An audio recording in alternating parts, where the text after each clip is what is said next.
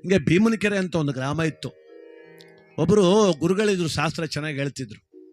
ದೇವಸ್ಥಾನ ಪೂಜೆ ಮಾಡೋರು, ಶಾಸ್ತ್ರ ಹೇಳೋರು, ತುಂಬ ಪ್ರಸಿದ್ಧ ಅವರು. ಮದ್ದೂರು ತಾಲೂಕೆಲ್ಲ ಪ್ರಸಿದ್ಧರು. ಎಲ್ಲ ಬರೋರು ಜನ. ಅವನವ್ರ ಕಷ್ಟ ಎಲ್ಲಡಿಕೆ ಮೇಲೆ 10 ರೂಪಾಯಿ 5 ರೂಪಾಯಿ ಇಡೋರು, ಅವ್ರ ಕಷ್ಟ ಹೇಳೋರು, ಗುರುಗಳ ಪರಿಹಾರ ಹೇಳೋರು. ಇನ್ನು ಅವ್ರ ಮಾತಿಂದ ಎಷ್ಟೋ ಜನರ ಮನಸ್ಥೈರ್ಯ ಜಾಸ್ತಿ ಆಗ್ತಿತ್ತು. ಇಡೀ ಗ್ರಾಮಕ್ಕೆ ಅವ್ರು ಕಂಡ್ರೆ ಗೌರವ. ನಮ್ಮೂರು ಸ್ವಾಮಿಗಳು ತುಂಬ ಚೆನ್ನಾಗಿ ಶಾಸ್ತ್ರ ಹೇಳ್ತಾರೆ, ಅವರಿಂದಾಗಿ ನಮ್ಮೂರಿಗೆ ಸುತ್ತಮುತ್ತ 10 ಜನ ಬರ್ತಾರೆ ಅಂತ ಊರ ಜನಕ್ಕೆಲ್ಲ ಗೌರವ, ಅಭಿಮಾನ. ಆದರೆ ಈ ಗುರುಗಳ ಮನೆ ಪಕ್ಕ ಒಂದು ಮನೆ ಇತ್ತು. ಆ ಮನೇಲಿ ಒಬ್ಬ ಹುಡುಗ ಇದ್ದ. ಅವನಿಗೆ ಮಾತ್ರ ಇವ್ರು ಕಂಡ್ರೆ ಹೊಟ್ಟೆ ಕಿಚ್ಚು.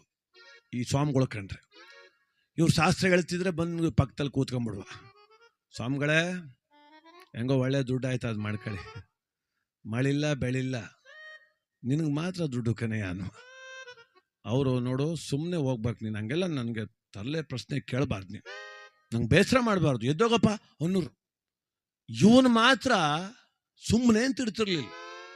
ಅಲ್ಲ ಹೊಲ್ದತ್ರ ತೋಟದತ್ರ ಒಯ್ತಿರುವ, ಸುಮ್ಮನೆ ಒಯ್ತಿಲ್ಲ. ಸ್ವಾಮಿ, ಅದ್ಯಾರು ಅಂದ್ರು ಚಿರತೆ ಓಡಾಡ್ತದೆ ಅಂತ ನಮ್ಮ ತೋಟದ ತಾವು ಆ ಪಂಚಾಂಗದಲ್ಲಿ ಕಂಡದೆ ನೋಡಿ, ಈ ಮೂಲೆಲ್ಲದೆ ನಮ್ಮ ತೋಟ ಅನ್ನುವ. ಪಂಚಾಂಗದಲ್ಲಿ ಚಿರತೆ ಕಂಡದೆ, ಯಾಕೋ ಹಿಂಗೆ ಹಿಂಸೆ ಕೊಟ್ಟು. ಇಡೀ ಊರವ್ರಿಗೆ ಸ್ವಾಮಿಗಳು ಕಂಡ್ರೆ ಭಯ, ಸ್ವಾಮಿಗಳಿಗೆ ಇವನ್ ಕಂಡ್ರೆ ಭಯ. ಏನಾರು ಅಂತಾನೆ ಕಣೆಯ ಬಂದು ಅಂತ. ಒಂದು ದಿವಸ ಶ್ರಾವಣ ಶನಿವಾರ, ಅವತ್ತು ಸ್ವಾಮಿಗಳು ಕುಂತವ್ರೆ, ಯಾರು ಬಂದಿಲ್ಲ ಶಾಸ್ತ್ರ ಕೇಳೋರು. ಏನೋ ಪುಸ್ತಕ ನೋಡ್ತಾ ಕುಂತಿದ್ರು. ಇವನು ಸ್ನಾನ ಎಲ್ಲ ಮಾಡಿ ಬಿಳಿ ಬಟ್ಟೆ ಹಾಕೊಂಡು ಹಣೆ ಮೇಲೆ ನಾಮ ಹಾಕೊಂಡು ನನ್ನಂಗೆ ಬಂದು ಸ್ವಾಮಿಗಳ ಮುಂದೆ ಕೂತ್ಕೊಂಡ. ಸ್ವಾಮಿಗಳು ಏನೋ ನನ್ನ ಆಡ್ಕೊಳಕ್ಕೆ ಬಂದ ಅಂದರು. ಇಲ್ಲ ಸ್ವಾಮಿ, ದಯಮಾಡಿ ಸುಮ್ಮನೆ ರೀ, ನಾನು ಮೊನ್ನೆ ಮದ್ದೂರಲ್ಲಿ ಯಾವುದೋ ಮದುವೆಗೆ ಹೋಗಿದ್ದೆ ಸ್ವಾಮಿ, ಅಲ್ಲೂ ನಿಮ್ಮದೇ ವಿಚಾರ. ಭೀಮನಕೆರೆ ಸ್ವಾಮಿಗಳು ಚೆನ್ನಾಗಿ ಶಾಸ್ತ್ರ ಹೇಳ್ತಾರೆ ಅಂತ. ಅವತ್ತು ಚನ್ನಪಟ್ಟಣಕ್ಕೊಂದು ಮದುವೆಗೆ ಹೋಗಿವ್ನಿ, ಅಲ್ಲೂ ನಿಮ್ಮದೇ ವಿಚಾರ. ಆ ಮಂಡ್ಯಕ್ಕೊಂದು ಮದುವೆಗೆ ಹೋಗಿವ್ನಿ ಸ್ವಾಮಿ, ಅಲ್ಲೂ ನಿಮ್ಮದೇ ವಿಚಾರ. ನನಗೆ ಬೇಜಾರಾಗ್ಬಿಡ್ತು ಸ್ವಾಮಿ, ಇಂಥ ಗುರುಗಳಿಗೆ ನಾನು ಅವಮಾನ ಮಾಡ್ತಿದ್ನಲ್ಲ, ತಪ್ಪಲ್ವ ನಂದು, ದಯಮಾಡಿ ನನ್ನ ತಪ್ಪ ಕ್ಷಮಿಸ್ಬೇಕು ಅಂತ 2 ಕಾಲು ಹಿಡ್ಕೊಂಬಿಟ್ಟ ಬಿಗ್ಗೆ. ಅವ್ರು ಆಯ್ತು ಹೇಳೋ, ಎದೋಳ ಮೇಲೆ ಕೇಳೋ, ಕೂತ್ಕೊಳ್ಳೋ, ಆಯ್ತು ಬಿಡೋ, ಕ್ಷಮಿಸ್ಬಿಡಿ ಸ್ವಾಮಿ, ಕ್ಷಮಿಸಿದ್ದೀನಿ ಸುಮೀರಪ್ಪ ಅಂದರು. ಆಯಿತು ಸ್ವಾಮಿ, ಹೆಂಗೂ ಬರೋದು ಬಂದೀವ್ನಿ, ನನಗೊಂದು ಮಾತು ಶಾಸ್ತ್ರ ಹೇಳ್ಬೇಕು ನೀವು, ಕೇಳಪ್ಪ ಅಂದರು.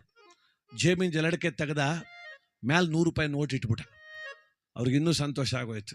10 ರೂಪಾಯಿ ಇಡೋದೇ ಕಷ್ಟ ಎಲ್ರೂ, 100 ರೂಪಾಯಿನೇ ಇಟ್ಟವನೇ ಅಂತ. ಅವ್ರು ಅನ್ಕೊಂಡ್ರೆಲ್ಲೋ ಲಗ್ನ ಕೇಳ್ತಾನೆ, ಹೆಣ್ಣು ನೋಡ್ಕೊ ಬಂದವನೇ ಅಂತ. ಅವರು, ಸ್ವಾಮಿ ನಾನು ಒಂದೇ ಪ್ರಶ್ನೆ ಕೇಳ್ತೀನಿ, ನೀವು ಒಂದೇ ಉತ್ತರ ಕೊಟ್ಬಿಡಿ, 100 ರೂಪಾಯಿ ನಿಮಗೆ ಅಂದ. ಗೊತ್ಕನ್ ಹೇಳಯ್ಯ, ಮುಂದಿಟ್ಮೇಲೆ ನನಗೆ ಅಲ್ವಾ ಅಂದರು. ಆಮೇಲೆ ಹೇಳೋಕ್ಕಾಗಲ್ಲ ಅನ್ಬಾರ್ದು, ದಯಮಾಡಿ ನೀವು ಅಂದ. ಅಲ್ಲ ಕಣೋ, ನೀವು ಬಂದಿರೋದೇ ಶಾಸ್ತ್ರ ಕೇಳೋಕೆ, ನಾನು ಕುಂತಿರೋದೇ ಶಾಸ್ತ್ರ ಹೇಳಲಿಕ್ಕೆ, ಯಾಕೆ ಹೇಳೋದಿಲ್ಲ ಅಂದ್ಲಿ, ಕೇಳು ಅಂದರು. ಏನೂ ಇಲ್ಲ ಸ್ವಾಮಿ, ನಾನು ಮಧ್ಯಾಹ್ನಕ್ಕೆ ಏನು ಊಟ ಮಾಡ್ತೀನಿ ಅಂತ ಸ್ವಲ್ಪ ಪಂಚಾಂಗ ನೋಡಿ ಹೇಳಿ ಅಂದ. ಅವರು, ಇದು ಯಾವ ಸೀಮೆ ಶಾಸ್ತ್ರನೋ ಇದು, ಅಲ್ಲ ನೀನು ಮಧ್ಯಾಹ್ನಕ್ಕೆ ಏನು ಊಟ ಮಾಡ್ತೀಯ ಅಂತ ನನಗೇನಪ್ಪ ಗೊತ್ತು ಅಂದರು. ಗೊತ್ಕೇನು ಹೇಳಿ ಸ್ವಾಮಿ, ನಾನು ನೋಡ್ತೇವನಿ, ಬಂದವ್ರಿಗೆ ಏನಂತೀರಿ ನೀವು, ಇನ್ನು 3 ತಿಂಗಳಿಗೆ ಸರಿ ಹೋಯ್ತದ ಹೋಗಿ ಅಂತೀರಿ, ಇನ್ನು 2 ತಿಂಗಳಿಗೆ ಎಲ್ಲ ಸರಿ ಹೋಗ್ತದೆ ಗುರುಬಲ ಅಂತೀರಿ. 3 ತಿಂಗಳಿಗೆ ಆಗುದ ಈಗಲೇ ಹೇಳ್ಬೇಕಾದ್ರೆ ಮಧ್ಯಾಹ್ನಕ್ಕೆ ಊಟ ಮಾಡೋದು ಹೇಳೋಕ್ಕಾಗಲ್ವಾ ಹೇಳಿ ಅಂತ. ಹಂಗೆಲ್ಲ ಹೇಳೋಕ್ಕಾಗಲ್ಲ ಕಣೋ ಅಂದರು. ಹೇಳೋಕ್ಕಾಗಲ್ಲ ಅಂದರೆ 100 ರೂಪಾಯಿ ಇಡುವಾಗೆ ಹೇಳ್ಬೇಕಾಗಿತ್ತು ನೀವು. ಮೊದಲು ಪ್ರಶ್ನೆ ಕೇಳು, ಆಮೇಲೆ ದುಡ್ಡು ಕೊಡು ಅಂತ ಹೇಳ್ಬೇಕಿತ್ತು.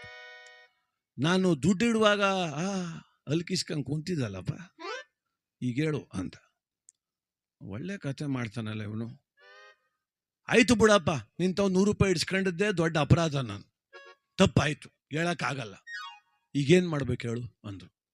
ಏನೂ ಇಲ್ಲ, ನಾನು ಯಾರಿಗೂ ಹೇಳೋದಿಲ್ಲ, 100 ರೂಪಾಯಿನ ಜೊತೆಗೆ 900 ರೂಪಾಯಿ ಸೇರಿಸ್ಕೊಟ್ಬಿಡು, ಹೊಂಟೈತೀನಿ ಅಂದ.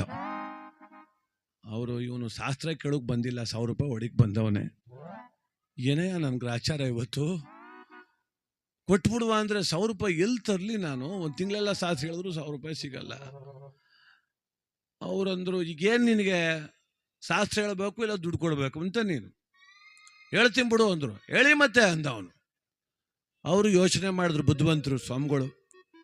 ಇವ್ರ ಮನೆ ದೇವರು ತಿರುಪತಿ ವೆಂಕಟೇಶ್ವರ, ಹುಡುಗನ ಮನೆ ದೇವರು. ಅವ್ರಿಗೆ ಗೊತ್ತಿತ್ತು ಗುರುಗಳಿಗೆ, ಇವತ್ತು ಶನಿವಾರ, ಸ್ನಾನ ಎಲ್ಲ ಅಚ್ಚುಕಟ್ಟಾಗಿ ಮಾಡಿ ಬಿಳಿ ಬಟ್ಟೆ ಎಲ್ಲ ಹಾಕೊಂಡವನೇ, ಹಣೆ ಮೇಲೆ ನಾಮ ಹಾಕವನೆ ಅಂದರೆ ಇವತ್ತು ಶ್ರಾವಣ ಮಾಡೋರು ಇವ್ರ ಮನೆಯಲ್ಲಿ ವಿಶೇಷವಾಗಿ ದಾಸಪ್ಪನ ಪೂಜೆ ಮಾಡವ್ರೆ. ಆ ದಾಸಪ್ಪನಿಗೆ ಎಡೆ ಇಡಬೇಕಾದ್ರೆ ಪಾಯಸ ಅಂತೂ ಮಾಡಿರ್ತಾರೆ ಅಂತವ್ರು. ಅವ್ರಂದ್ರು, ಏನಿಲ್ಲ ಹೋಗೋ, ಮಧ್ಯಾಹ್ನ ಪಾಯಸ ಕುಡಿಯೋ ಯೋಗ ನಿನಗದೆ ಅಂದ್ರು. ಹೌದಾ ಸ್ವಾಮಿ, ಒಂದು ಚೀಟಿ ಬರ್ಕೊಟ್ಬಿಡಿ ಅಂದ. ಅವ್ರು ಪಾಪ ಅದನ್ನೂ ಬರೆದ್ಬಿಟ್ರು. ಮಧ್ಯಾಹ್ನ 2 ಗಂಟೆಗೆ ಪಾಯಸ ಕುಡಿತಿ ಅಂತ ಬರೆದ್ರು. ಚೀಟಿ ಇಸ್ಕೊಂಡು ಮ್ಯಾಲಕ್ಕೆದ್ದ. ಸರಿ, ಯಾವ ನನ್ನ ಮಗ ನಿನ್ಗೆ ಹೇಳ್ದೋ ನಮ್ಮಲ್ಲಿ ಪಾಯಸ ಮಾಡವ್ರೆ ಅಂತ. ನಾನು ನಿನ್ನ ಯಾಮಾರ್ಸೋಕೆ ಸ್ನಾನ ಮಾಡ್ಕ ನಾಮ ಹಾಕ ಬಂದಿರೋದು ಇವತ್ತು. ಓಹೋ, ನನ್ನ ನಾಮ ನೋಡ್ಬಿಟ್ಟು ಶ್ರವಣ ಮಾಡೋರು ಅನ್ಕಂಡ. ಅಯ್ಯೋ, ನಮ್ಮವ್ವ ಮದುವೆ ಹೋಗೋಳೆ ಮನೆಗೆ ಬೀಗ ಹಾಕೊಂಡು ಅಡುಗೆನೇ ಮಾಡಿಲ್ಲ ಇವತ್ತು. ಹೆಂಗೆ ಹೇಳ್ದೆ ಪಾಯಸ ಕುಡಿತಿ ಅಂತ ನೀನು? ಹೆಂಗೂ ಚೀಟಿ ಬೇರೆ ಬರ್ಕೊಟ್ಟಿದ್ದೆ. ನಾನೇನು ಬಿಡೋ ಮಗ ಅಲ್ಲ ನಿನ್ನ. ಸಂಜೆ 5 ಗಂಟೆ ತಿರ್ಗಾಡ್ತಿದ್ದು ಬರ್ತೀನಿ. ನೀರನ್ನು ಕುಡಿದಿಲ್ಲ, ಅನ್ನನೂ ತಿನ್ನೋದಿಲ್ಲ, ಪಾಯಸನೂ ಕುಡಿದಿಲ್ಲಪ್ಪ. ಊರು ಜನ ಎಲ್ಲ ನೈಗೆ ಸೇರಿಸ್ತೀನಿ. ನೋಡಿ, ನಮ್ಮೂರು ಪೂಜಾರಪ್ಪ ಅವರು ಬೆಳಗ್ಗೆ 9 ಗಂಟೆಯಲ್ಲಿ 100 ರೂಪಾಯಿ ಇಟ್ಸ್ಕೊಂಡು ಶಾಸ್ತ್ರ ಹೇಳಿದ್ರು. ನಾನು ಪಾಯಸ ಕುಡಿತೀನಿ ಅಂತ ಅವ್ರು ಹೇಳಿದ್ರು. ನಾನು ಕುಡ್ದಿಲ್ಲ ಅಂದ್ಮೇಲೆ ಅವ್ರ ಮಾತು ಸುಳ್ಳಾಯಿತು. ಅದಕ್ಕೆ ನೀವೇನು ಮಾಡಿ ಅಂದರೆ ನಮ್ಮೂರಿಗೆ 10,000 ರೂಪಾಯಿ ದಂಡ ಹಾಕ್ಬಿಡಿ ಅಂತ ಗ್ಯಾರಂಟಿ ಹಾಕಿಸ್ತೀನಿ ಅಂದ. ಅವರು 100 ರೂಪಾಯಿನ ಹಾಸ್ಕೋಗಿ 1000ಕ್ಕೆ ಮಿತ್ ಬತ್ತು. ಹಳ 1000 ರೂಪಾಯಿ ಕೊಟ್ಬಿಟ್ಟಿದ್ರೆ ಆಗುತ್ಕೊಂಡು 10,000ನೇ ಕಟ್ಟಿಸ್ತಾನಲ್ಲಪ್ಪ ಇವನ್ ಬೇರೆ. ಬಸವೇಶ್ವರ ಬೆಡ್ತಾರ ಸಮ್ಮ, ನನ್ನ ನೀವೇ ಕಾಪಾಡಬೇಕು ಅಂದ್ಬಿಟ್ರು ಸ್ವಾಮಿಗಳು. ನೀವೇ ಕಾಪಾಡಬೇಕು, ನಾನೆಲ್ಲ ಹೇಳಿರು ಶಾಸ್ತ್ರ ನೀವು ಅಂದ್ರು ಅವರು. ಆಯಿತು, ಮುಗೀತು. ಇವನು ಅವ್ರ ಸ್ವಾಮಿಗಳು ಒಳಕ್ಕೆ ಹೋದ್ರು. ಒಯ್ತಿದ್ದ. ಅಲ್ಲಿ ಪಕ್ಕದ ಮನೆಯಲ್ಲಿ ಸ್ನೇಹಿತ ಇದ್ದೆ, ಅವ್ನ ಸ್ನೇಹಿತ. ಅವನು ಬಾರೋ ಊಟ ಮಾಡೋ ಬಾಗುರು ಅಂದ. ಏನು ಮಾಡಿದ್ದಾರೆ ಅಂದೆ. ಅವನು ಏನಿಲ್ಲ, ಇವತ್ತು ಪಾಯಸ ಮಾಡಿ ಬಾ ಕುಡಿಯಿಂದ. ಅಯ್ಯಯ್ಯಪ್ಪ, ಇವತ್ತು 5,000 ಕೊಟ್ಟರು ಕುಡಿದಿಲ್ಲ ಅಂದ. ಆಯ್ತು ಬಿಡಪ್ಪ. ಇನ್ನೊಂದು ಸ್ವಲ್ಪ ದೂರ ಮುಂದೆ ಬಂದ. ಅಲ್ಲಿ ದೊಡ್ಡಪ್ಪನ ಮನೆ. ಬಾಕಂದ ಊಟ ಮಾಡು. ಏನು ದೊಡ್ಡಪ್ಪ ವಿಶೇಷ? ಶ್ರವಣ ಮಾಡಿ ಪಾಯಸ ಮಾಡಿ ಬಾರೋ, ಚೆನ್ನಾಗದೆ ಕುಡಿಯೋ ಅಂದರು. ಅಪ್ಪ, ಇವತ್ತು ಮಾತ್ರ 5,000 ಕೊಟ್ಟರು ಕುಡಿದಿಲ್ಲ. ಸ್ವಾಮಿಗಳ ಶಾಸ್ತ್ರ ಹೇಳವ್ರೆ, ನಾಳೆ ನೋಡ್ಕವ ಬಿಡು ಅಂತ. ಊರೊಳಗಿದ್ರೆ ಸರೋಗೋದಿಲ್ಲ ಅಂತ ಊರಿಂದ ಆಚೆಗೆ ಬಂದ. ಅಲ್ಲೊಂದು ದೊಡ್ಡ ಆಲ್ಮಾರಿ ಇತ್ತು, ಕೂತ್ಕೊಂಡ್ಬಿಟ್ಟ ಮೇಲೆ.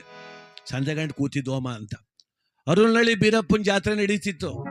ಜಾತ್ರೆಗೆ ಬಂದಿದ್ರು ಯಾರೋ ಬೆಂಗಳೂರು ಕಡೆ, ಬಿಡದಿ ಕಡೆಯವರು.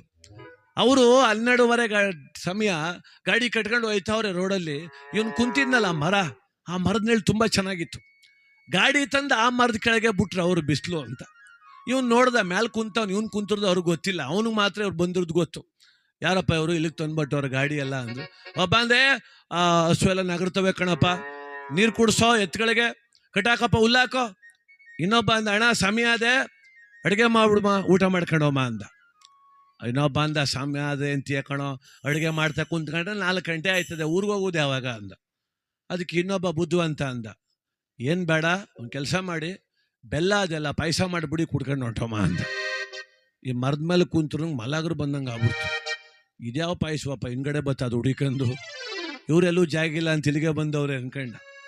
ಏನಂಗಾರ ಮಾಡ್ಕೊಳ್ಳಿ ಅಂತ ಅವ್ನು ಕುಂತವನೆ. ಪಾಯಸ ಮಾಡಿದ್ರು, ಎಲ್ಲ ತಟ್ಟೆಗೆ ಹಾಕಂಗೆ ಕುಡಿಬೇಕು ಅಂತ ಕುಂತವ್ರೆ. ಸ್ವಲ್ಪ ಬಿಸಿ ಇತ್ತು. ಅಷ್ಟರಲ್ಲಿ ದೂರದಲ್ಲಿ ಕುದುರೆ ಬತ್ತರಂಗೆ ಶಬ್ದ ಕೇಳ್ಬಿಡ್ತು. ಕುದುರೆ ಶಬ್ದ. ಹಬ್ಬ ಅಂದಲೇ ಕುದುರೆ ಶಬ್ದ ಕೇಳ್ತಾ. ಅದಕ್ಕೆ ನಾವು ಕಳ್ಳರು ಬರ್ಬೋದು, ಎಲ್ಲ ಕಟ್ರಪ್ಪ, ಗಾಡಿ ಕಟ್ಟಿದ್ರು. ಆ ಅಡುಗೆ ಸಾಮಗ್ರಿ ಎಲ್ಲ ತುಂಬಿದ್ರು. ಎಲ್ಲ ಗಾಡೀಲಿ ಕುಂತ್ಕೊಂಡ್ರು. ಪಾಯಸದ ತಪ್ಪಲೆ ಮುಡ್ತಾನೆ, ಬಿಸಿ ಮುಟ್ಟಕ್ಕೆ ಆಗ್ತಿಲ್ಲ. ಒಬ್ಬ ಅಂದ, ಅದು ಹಾಳಾಗಿ ಹೋಗ್ಲಿ ಪಾಯಸ, ಬಾರೋ ಮಾರೇ ಅಂದ. ಎಲ್ಲ ಹೊಂಟೋದ್ರಿ ಇವ್ರು. ಪಾಯಸದ ತಪ್ಪಲೆ ಒಂದು ಅಲ್ಲದೆ. ಕಳ್ಳರು ಬಂದರು. ಮರದ ಕೆಳಗೆ ಯಾರು ಇಲ್ಲ, ಪಾಯಸದ ತಪ್ಪಲೆ ಅಲ್ಲದೆ. ಒಬ್ಬ ಅಂದ, ಕದಿಯೋಕ್ಕಂತೂ ಏನೂ ಸಿಗಲಿಲ್ಲ, ಈಗ ಈ ಪಾಯಸ ಕುಡಿದ್ಬಿಟ್ಟು ಹೊಂಟೋಗುವ ಅಂದ. ಇನ್ನೊಬ್ಬ ಅಂದ, ಸ್ವಲ್ಪ ನಿಲ್ಲು, ಪಾಯಸ ಸುಮ್ಮನೆ ಬಿಟ್ಟು ಹೋಗವ್ರೆ ಅವರು. ಕಳ್ಳರು ಕುಡಿದು ಸತ್ತೋಲಿ ಅಂತ ಒಳಗೆ ವಿಷ ಹಾಕವ್ರೆ, ಕುಡಿಬಾರ್ದು ಅಂದ. ಹೌದಲ್ವಾ? ಇನ್ನೊಬ್ಬ ಅಂದ, ಅಲ್ಲ, ಒಳಗಡೆ ವಿಷ ಹಾಕಿದ ಮೇಲೆ ಕಳ್ಳರು ಕುಡ್ದಾರೋ ಇಲ್ವೋ ನೋಡ್ಕೊಂಡು ಬಾ ಅಂತ ಯಾರನ್ನಾದ್ರೂ ಇಲ್ಲಿ ಬಿಟ್ಟು ಹೋಗಿರ್ತಾರೆ ನೋಡು ಅಂದ. ಸುತ್ತ ಹುಡುಕ ಬರ್ತಾರೆ, ಯಾರೂ ಇಲ್ಲ. ಒಬ್ಬ ತಲೆ ಎತ್ತು ನೋಡ್ತಾನೆ, ಇವನು ಕುಂತವನೆ. ಎಳಿಯ ಕೆಳಗೆ ಅಂದ್ರು. ನಾನು ಇಳಿದಿಲ್ಲ ಅಂದ. ಕಲ್ ತಗೊಂಡು ಹೊಡಿಯ ಇಳಿತಾನೆ ಅಂದ. 2 ಕಲ್ ತಗೊಂಡು ಹೊಡೆದ್ರು. ಬತ್ತೀನಿರಪ್ಪೋ ಅಂದ. ಮೆಲ್ಲಿಗೆ ಇಳ್ದ. ಏನಣ್ಣ ಅಂದ. ಕುಡಿ ಪಾಯಸನ ಅಂದ್ರು. ಟೈಮ್ ನೋಡ್ತಾನೆ, ಸರಿಯಾಗಿ 2 ಗಂಟೆ. ಅಪ್ಪ, ನೀವು 2 ಗಂಟೆಗೆ ಸರಿಯಾಗಿ ಬಂದಿದ್ದೀರಲ್ಲಪ್ಪ, ನಮ್ಮೂರು ಸ್ವಾಮಿಗಳು ಶಾಸ್ತ್ರ ಬಿಟ್ಟವ್ರೆ ಕಣಪ್ಪ, ನಾನು ಪಾಯಸ ಕುಡಿಯೋಂಗಿಲ್ಲ ಅಂದ. ಅವೆಲ್ಲ ಬೇಕಾಗಿಲ್ಲ, ಕುಡಿಬೇಕಷ್ಟೇ ಈಗ ಅಂದರು. ನಾನು ಕುಡಿದಿಲ್ಲ ಕಣ್ರಿ ಅಂದ. ಅವನೇನು ಕೇಳ್ತಿ, ಕಡಿಕೊಂಡು ಉಯ್ಯಲ್ಲೋ ಅಂದರು. ಪಾಪ 4 ಜನ ಕೆಡಿಕೊಂಡು ಅದೇ ಮೇಲೆ ಮಂಡಿ ಇಟ್ಕೊಂಡು ಊದ್ರು ಅರ್ಧ ತಪ್ಪಲೆ ಪಾಯಸ ಓದ್ಬಿಟ್ರು. ಗ್ಯಾನ್ ತಪ್ಪಿದೋಗ್ಬಿಟ್ಟ ಪಾಪ. ಇನ್ನು ಅರ್ಧ ಕುಡ್ಕೊಂಡು ಅವ್ರು ಹೋದ್ರು. ಇವನು ಮೈಕೆಲ್ಲ ಒದ್ರಿಕ ಊರೊಳಗೆ ಬಂದ. ಸ್ವಾಮಿಗಳು ಸಿಕ್ಕಿದ್ರು. ಕಂದ ಪಾಯಸ ಕುಡ್ದ ಅಂದ್ರು. ಅಪ್ಪ ಸ್ವಾಮಿಗಳೇ, ಊರೊಳಗಿದ್ರೆ ಸುಮ್ಮನೊಂದು ಲೋಟ ಕುಡ್ಬಿಡ್ತಿ ಅಪ್ಗಿರ್ಬೋದಿತ್ತು ಕಣಪ್ಪ. ನಿನ್ನ ಮೇಲೆ ಚಾಲೆಂಜ್ ಹಾಕೊಂಡು ಹೋಗಿ ಊರಿಂದ ಆಚೆ ಒಂದು ಜನ್ಮಕ್ಕಾಗುವಷ್ಟು ಪಾಯಸ ಕುಡ್ಕೊಂಬಂದೆ ಕಣಪ್ಪ ಅಂತ. ಕಾಕತಾಳೀಯ ನ್ಯಾಯ ಅಂತಾರೆ.